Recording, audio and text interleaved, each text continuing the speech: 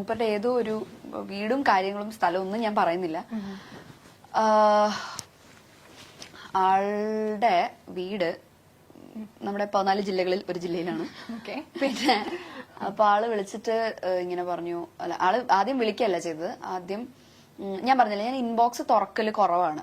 അപ്പൊ കുറെ നാളുകൂടി ഞാൻ ചിലപ്പോ അത്രയും ബോറടിച്ചിരിക്കുമ്പോഴാണ് ഞാൻ ഇൻബോക്സ് ഒക്കെ തുറന്നു നോക്കുക. അപ്പൊ ഒരു ദിവസം ഞാൻ തുറന്നു നോക്കിയപ്പോ ഇങ്ങനെ മെസ്സേജ് കണ്ടു. ഞാനല്ല, ചേട്ടന്റെ ഫോണിലാണ് ചേട്ടൻ ആദ്യം കണ്ടത്.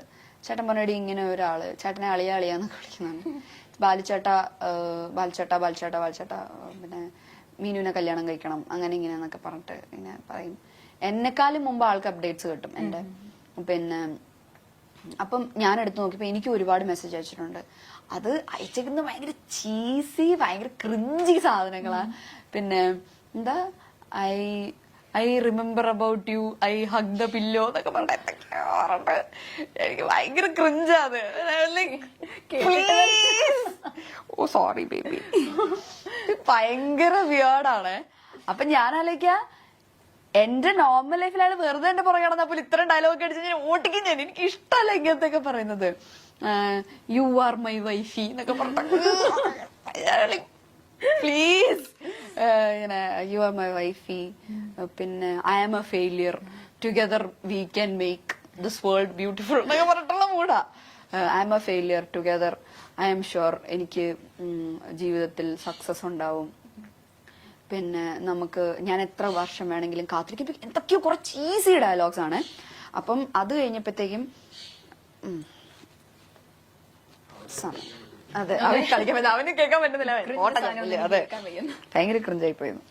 അപ്പൊ അങ്ങനെയൊക്കെ കഴിഞ്ഞപ്പോ ചേട്ടൻ ഇങ്ങനെ കണ്ടിന്യൂസ് ആയിട്ട് അയക്കുന്നുണ്ട്. ചേട്ടന് കണ്ടിന്യൂസ് ആയിട്ട് അയക്കുന്നുണ്ട്, ഓരോരുത്തർക്ക് ഇങ്ങനെ ഇതാകുന്നോണ്ട് അമ്മയുടെ ഫോണിലേക്ക് മെസ്സേജ്. അത് കോമഡി എന്ന് വെച്ച് കഴിഞ്ഞാൽ എന്റെ അമ്മയ്ക്ക് 2 ബ്യൂട്ടി സലൂൺസ് ഉണ്ട്. അപ്പം ഒരെണ്ണം നമ്മുടെ നാട്ടിൽ തന്നെ, ഒരെണ്ണം നമ്മുടെ വീടിന്റെ അവിടെ,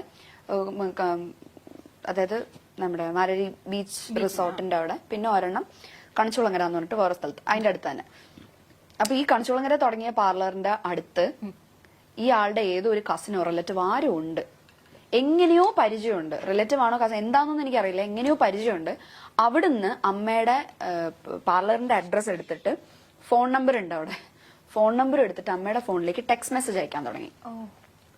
മീനുവിനെ വിഷമിപ്പിക്കരുത് എന്നൊക്കെ പറഞ്ഞിട്ട് എന്റെ ചേട്ടൻ ഞങ്ങൾ അതെ വിഷമിപ്പിക്കരുത്. അപ്പൊ ചേട്ടൻ പറഞ്ഞു ഞങ്ങൾ എപ്പോഴാണ് നിന്നെ വിഷമിപ്പിക്കരുത്, ഞാൻ എത്ര വർഷം വേണമെങ്കിലും നിനക്ക് വേണ്ടി കാത്തിരിക്കാം എന്നൊക്കെ പറഞ്ഞിട്ട് ആ മൂഡ്. അപ്പൊ ഒരു ദിവസം ഇതിങ്ങനെ അയച്ചയച്ച് ലാസ്റ്റ് ആള് ഗിഫ്റ്റ് ഒക്കെ അയക്കാൻ തുടങ്ങി വീട്ടിലോട്ട്. പാർലറിന്റെ അഡ്രസ് അറിയാവുന്നത്, പാർലറിലേക്ക് ഗിഫ്റ്റ് അയക്കാൻ തുടങ്ങി. പിന്നെ എന്തൊക്കെയോ വെച്ചിട്ടുണ്ട്. പിന്നെ വാലന്റൈൻസ് ഡേയുടെ അന്ന് അയച്ചു ഒരു കത്ത്. എന്താ അയ്യോ ആ വാചകം എന്തായിരുന്നു? കവിത വരുന്നില്ല, കവിത വരുന്നില്ല, ഇഷ്ടമാണ് എന്നെന്നും, സ്വന്തം പേര്, അങ്ങനെ വെച്ചിട്ടുണ്ട്. അങ്ങനെ അത്രയും ക്രിഞ്ചാണ്. അപ്പൊ ഞാൻ വീട്ടിൽ എന്നിട്ടൊരു മയിൽപീലിയുടെ ഇതും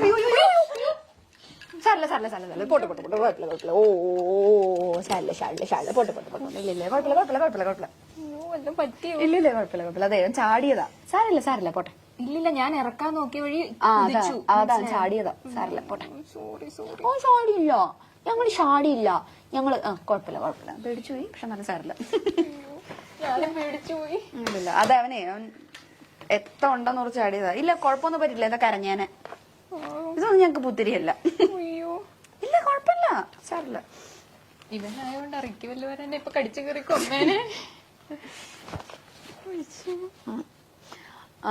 എന്നിട്ട് ഇങ്ങനെ കൊറേ ഇങ്ങനെ ലെറ്റർ ഒക്കെ തന്നു. പിന്നെ മയിൽപീടിയുടെ ഒരു കീ ചെയിൻ, പിന്നെ ഒരു കമ്മല്, ഇതൊക്കെ തന്നു. ഞാനതൊക്കെ അവിടെ അടുത്ത് വെച്ചിട്ടുണ്ട്.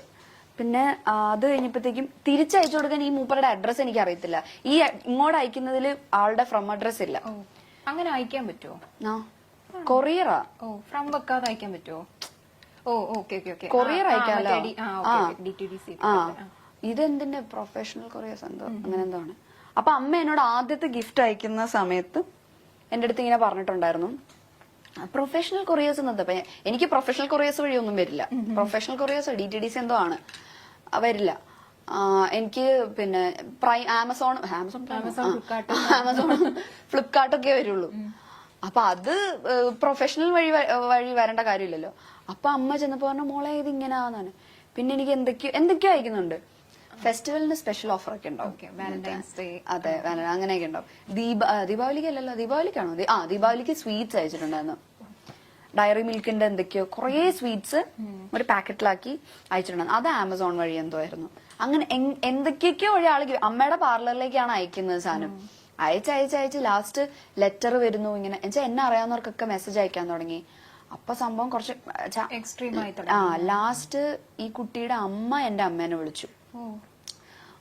എവിടെ ഇങ്ങനെ വീട് എവിടെയാ, അടുത്ത സൺഡേ ഞങ്ങൾ അങ്ങോട്ട് വന്നോട്ടെ എന്നൊക്കെ ചോദിച്ചിട്ട്. അപ്പൊ അമ്മ പറഞ്ഞു വേണ്ട, മോക്ക് ഇപ്പൊ കല്യാണം നോക്കുന്നുണ്ട്. അപ്പൊ പറഞ്ഞു ഇല്ല, അവക്ക് ഇപ്പൊ താല്പര്യം, ഞങ്ങൾ നോക്കുന്നുമില്ല എന്ന് പറഞ്ഞു. അപ്പൊ അവനെ പറഞ്ഞു അതെന്താ, മോക്ക് വേറെ ആരെങ്കിലും ഇഷ്ടമാണോ? അപ്പൊ അമ്മ പറഞ്ഞു അല്ല, അതുകൊണ്ടല്ല, ഞങ്ങൾക്ക് ഇപ്പൊ താല്പര്യം ഇല്ല. അപ്പം അവര് പറഞ്ഞു അല്ല, മോൻ ഇങ്ങനെ പുറത്ത് പോവാൻ വേണ്ടിയിട്ട് നിൽക്കുകയാണ്. അപ്പം ഇത് പുറകെ നടന്നിട്ട് അവൻ ആ കാര്യങ്ങളൊന്നും കോൺസെൻട്രേറ്റ് ചെയ്യുന്നില്ല. അപ്പൊ അതുകൊണ്ട് ഇനി ഇത് കയ്യിൽ നിന്ന് പോകുന്നു ഞങ്ങൾക്ക് പേടി. കാരണം എനിക്കൊന്ന് കുറെ നാൾ നോക്കിയിട്ടാണെന്ന്. അപ്പം അതുകൊണ്ട് ഇതിലൊരു ശ്രദ്ധ കൊടുക്കത്തില്ലെന്ന് വെച്ചാൽ ഞങ്ങൾ വിചാരിച്ചു പോകുന്നതിന് മുമ്പ് എൻഗേജ്മെന്റ് നടത്തി വെക്കാന്ന് വിചാരിച്ചു. അത് അവരെങ്ങനെ തീരുമാനിച്ചാൽ മതി.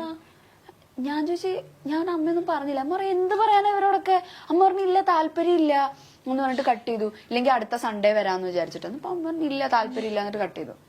അത് കഴിഞ്ഞ് പിന്നെ ഇങ്ങനെ ഒരുപാട് ഗിഫ്റ്റ്, ഞാൻ കാത്തിരിക്കും, ഭയങ്കര സ്റ്റോക്കിങ്, ഞാൻ കാത്തിരിക്കും, അങ്ങനെ ഇങ്ങനെ എന്നൊക്കെ പറഞ്ഞപ്പോൾ ഞാൻ പറഞ്ഞു അമ്മ ഞാൻ വിളിക്കാം. ഞാൻ വിളിച്ചിട്ട് ഡയറക്റ്റ് പറയാം എനിക്ക് ലാസ്റ്റ് അമ്മയുടെ ഫോണിൽ ടെക്സ്റ്റ് മെസ്സേജ് ആലോ അയക്കുന്നത്. ആ നമ്പറിലേക്ക് ഞാൻ വിളിച്ചിട്ട് ഞാൻ പറഞ്ഞു ഇന്ന ആളല്ലേ. അപ്പം സംസാരം എക്സ്ട്രാ ഡീസൻ, സംസാരിക്കുന്നേ ഇല്ല ആള്. ആ ഓക്കെ ഇങ്ങനെ മാത്രമേ പറയുന്നുള്ളൂ. അപ്പം പിന്നെ ഞാൻ വിളിച്ചപ്പോൾ ഞാൻ പറഞ്ഞു ഞാൻ മീനാക്ഷിയാണ്. ഇന്ന ആളല്ലേ ചോദിച്ചു. അതെ. ഞാൻ പറഞ്ഞു ഞാൻ മീനാക്ഷിയാണ്, നിങ്ങളുടെ അമ്മ ഇങ്ങനെ വിളിച്ചിട്ടുണ്ടായിരുന്നു, സംസാരിച്ചിട്ടുണ്ട്, നിങ്ങൾ അയക്കുന്ന ഗിഫ്റ്റ് കിട്ടുന്നുണ്ട്. നിങ്ങൾ ഇപ്പം ആ ആരാധന എന്ന് പറയുന്ന അവിടെ വരെ ഇറ്റ്സ് ഓക്കെ, എനിക്ക് ഹാപ്പിയാണ്, ഞാൻ അതിനെ റെസ്പെക്ട് ചെയ്യുന്നു. പക്ഷെ അതിന്റെ അപ്പുറത്തേക്ക് പോവരുത്. എനിക്കും പേഴ്സണലി നിങ്ങൾ ഗിഫ്റ്റ് ഒക്കെ അയക്കുന്നത് എനിക്കും പേഴ്സണലി ഭയങ്കര ബുദ്ധിമുട്ടുണ്ടാക്കുന്നത്. ഞാൻ അതൊന്നും ഉപയോഗിക്കുന്ന പോലും ഇല്ല, അതൊക്കെ ഇവിടെ വെറുതെ ഇരിക്കുക. വള എന്തൊക്കെയോ അയച്ചു തന്നിട്ടുണ്ട്. അപ്പൊ ഞാൻ പറഞ്ഞു അതൊക്കെ എനിക്ക് ഭയങ്കര ബുദ്ധിമുട്ടുണ്ടാക്കുന്നുണ്ട്. സോ അത് ചെയ്യരുത്. ആരാധന, ഇഷ്ടം അതൊക്കെ സമ്മതിച്ചു. പക്ഷെ ഇതിന് പ്രേമം, കല്യാണം അങ്ങനെയൊന്നും കൊണ്ടുപോകരുത്, ഭയങ്കര മോശമാണ്. പിന്നെ ഇനി ഇതുണ്ടാവരുതൊന്നും. ഇയാളൊന്നും പറയുന്നില്ല, നമുക്ക് തിരിച്ചു പറയാനോട്ടൊന്നാ ഓക്കെ ഇട്ട് കോള് കട്ടി. അത് കഴിഞ്ഞിട്ട് പിന്നെ അയച്ചു ദീപാവലിക്ക്. അത് ഇതിന് മുമ്പ് അയച്ചാൽ ദീപാവലിക്ക് സ്വീറ്റ്സ് അങ്ങനെ ദീപാവലിക്ക് എന്തൊക്കെയോ ഇങ്ങനെ അയച്ചു. അപ്പൊ അച്ഛൻ എന്നിട്ട് ഒരു ദിവസം ഞങ്ങളുടെ അമ്പലത്തിൽ ഉത്സവം നടന്ന സമയത്ത് ആള് അമ്പലം വരെ എത്തി. കാരണം ഞാൻ എപ്പോഴും ചാനലിൽ കൂടെ പറയല്ലോ മാരടിക്കുളത്താണ് വീട്. അപ്പൊ മാരടിക്കുളത്ത് അമ്പലത്തിന്റെ അവിടെ നിന്നിട്ട് അമ്മേനെ വിളിച്ചു. അമ്മ വിളിച്ചിട്ട് ചോദിച്ചു ആന്റി എവിടെയാ, എനിക്കൊന്ന് കാണാൻ പറ്റുമോ എന്ന് ചോദിച്ചിട്ട്. അമ്മ പറഞ്ഞു എനിക്കൊന്ന് എന്താ പ്രശ്നം, എനിക്കൊരു കാര്യം പറയാം. അപ്പൊ അമ്മ ഫോണിൽ കൂടെ പറയാനുള്ളത് പറഞ്ഞാൽ മതി, നേരിട്ട് കണ്ട. ആന്റിയുടെ പാർലർ എവിടാ, ഞാൻ അങ്ങോട്ട് വരാം. അപ്പൊ എന്റെ വീട് അമ്പലത്തിന്റെ അടുത്ത് തന്നെ. അപ്പൊ ഞാൻ ഓർത്തിന് ചോദിച്ചു പറഞ്ഞെങ്ങാനും അങ്ങോട്ട് വരും. എനിക്ക് പേടിയായി. ആ പ്രദേശത്ത് ഇപ്പൊ അച്ഛനാണെങ്കിലും അല്ല എന്നെ മാത്രല്ല, അച്ഛൻ ബാങ്ക് ഉദ്യോഗസ്ഥനായിരുന്നു. അപ്പൊ അച്ഛന് ഇപ്പം മറ്റേ ഈ ലോണിന്റെ കാര്യത്തിലാണെങ്കിൽ അച്ഛൻ എല്ലാവരോടും സംസാരിക്കും, ഭയങ്കര സോഷ്യൽ അച്ഛൻ. അച്ഛൻ എപ്പോഴും അമ്പലത്തിൽ പോകുന്ന ആളാണ്. അപ്പൊ അവിടെ അങ്ങനെ ആരോടെങ്കിലും ചോദിച്ചാൽ നമ്മുടെ വീട് പറയും. അപ്പൊ എനിക്ക് ഭയങ്കര ടെൻഷനായി, വീട്ടിലേക്ക് എങ്ങാനും കയറി വരുമോ. അപ്പൊ അമ്മ പറഞ്ഞു പിന്നെ ഇല്ല, നേരിട്ട് കാണും, ഞാൻ ആന്റിയുടെ പാർലറിലേക്ക് വരാം. അമ്മ പറഞ്ഞു ഇല്ല, പാർലറിലേക്കൊന്നും വരണ്ട, അല്ലാതെ പറയാനുള്ളത് പറഞ്ഞാൽ മതി എന്ന് പറഞ്ഞു. എന്നിട്ട് ഇവര് പറഞ്ഞില്ല എനിക്ക് നേരിട്ട് പറയണം. പറഞ്ഞു ഇല്ല, തിരിച്ചു പോകണം, ഞങ്ങൾക്ക് സംസാരിക്കാൻ താല്പര്യമില്ല എന്നൊക്കെ പറഞ്ഞിട്ട് തിരിച്ചു പോയി. എന്നിട്ട് വീട്ടിന്റെ ഫ്രണ്ടിൽ തൊഴിലുറപ്പ് ചേച്ചിമാരൊക്കെ ഉണ്ട്. എന്നിട്ട് അച്ഛൻ ചെന്ന് അവരുടെ അടുത്ത് പറഞ്ഞു ആര് വന്നാലും മീനും ഇല്ലെന്ന് പറഞ്ഞ ബോഡി ഗാർഡ്സിനെ നിർത്തുന്ന പോലെ തൊഴിലുറപ്പിന്റെ ചേച്ചിമാരൊക്കെ അച്ഛൻ ചെന്നിട്ട് ചേച്ചിമാരോട് പറഞ്ഞു ആര് ചോദിച്ചാലും മീനും ഇവിടെ ഇല്ലെന്ന് പറഞ്ഞാൽ മതി. ഇത് അച്ഛൻ പേടിയായി. ലാസ്റ്റിന് വീട്ടിലേക്ക് അങ്ങനെ ചോദിച്ചു പിടിച്ച് വരുമോ എന്ന് ആലോചിച്ചിട്ടേ അങ്ങനെ വന്നില്ല. പക്ഷെ പിന്നെ അത് ഇല്ല പിന്നെ ഉണ്ടായിട്ടില്ല. ഞാൻ പറഞ്ഞു വിളിച്ച്. അപ്പം എനിക്കൊന്ന് ഇത് കഴിഞ്ഞ് ഒരു തവണ കൂടെ മൂപ്പരുടെ അമ്മ വിളിക്കും, അമ്മയെ വിളിച്ച് സംസാരിക്കും, അങ്ങനെ എന്തോ ഉണ്ടായി. പിന്നെ ഉണ്ടായിട്ടില്ല. കാരണം അത് കുറച്ച് എക്സ്ട്രീം ആയി. കല്യാണം ആലോചിക്കുന്നു, പിന്നെ കല്യാണം കഴിക്കണം എന്ന് പറയുന്നു, പിന്നെ ചേട്ടനെ വിളിക്കുന്നു, 50 വർഷവും കാത്തിരുന്നോട്ടെ, ഞാൻ എന്ത് ചെയ്യാനല്ല. ആരും പറഞ്ഞിട്ടില്ല. അതെ, ആരും പറഞ്ഞിട്ടില്ല, കാത്തിരുന്നു. ഞാനിപ്പെന്ന് പറയാനല്ലാണ്ട് എന്ത് ചെയ്യാനല്ലേ. അതെ ഭയങ്കര വല്ലാത്ത ശാപം അത്. ഇവിടെ ഒരു കണ്ണാടി ഉണ്ട്, അത് കണ്ടിട്ടാ അത് പറഞ്ഞ് അങ്ങോട്ട് തിരിഞ്ഞു കണ്ടപ്പോ തന്നെ ശവം കിട്ടി. Oh no.